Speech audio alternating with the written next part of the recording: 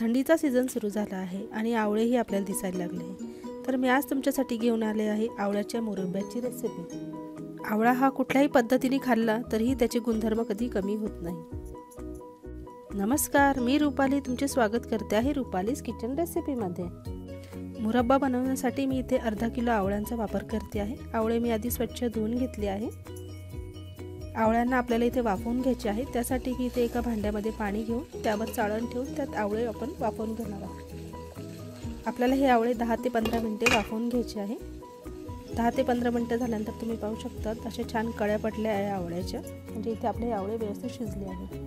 आवळा थंड झाल्यानंतर मी त्याच्या बिया काढून घेतल्या आहे आणि त्याच्या फोडी मी आता मिक्सरला वाटून घेणार आहे.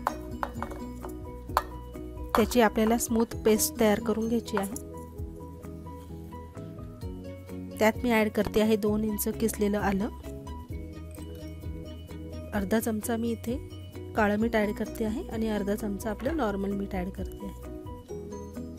आता हे सर्व साहित्य आपल्याला मिक्सरला बारीक करून घ्यायचं आहे.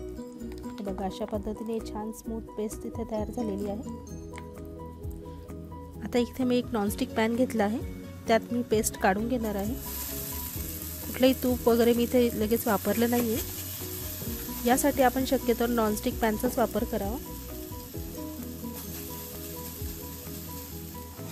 अर्धा किलो आवळ्यांसाठी मी इथे अर्धा किलो गुळाचा वापर केला आहे. त्याला आपण व्यवस्थित मिक्स करून घ्यायचं आहे गुळ वितळेपर्यंत.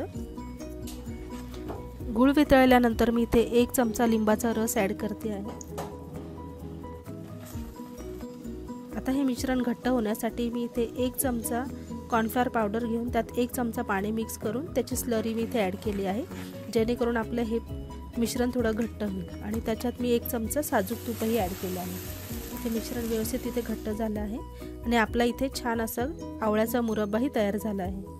आवळा आपल्या केसांसाठी, हाडांसाठी आणि इम्युनिटीसाठी खूप छान आहे आणि व्हिटॅमिन सी ने भरपूर उपयुक्त आहे.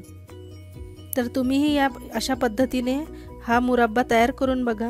आणि हा तुम्हाला व्हिडिओ कसा वाटला कमेंट करून नक्की सांगा. व्हिडिओला लाईक करा, शेअर करा आणि चॅनलवर नवीन असाल तर प्लीज सबस्क्राईब करा. भेटूया आपण एका नवीन रेसिपीसोबत. तोपर्यंत धन्यवाद.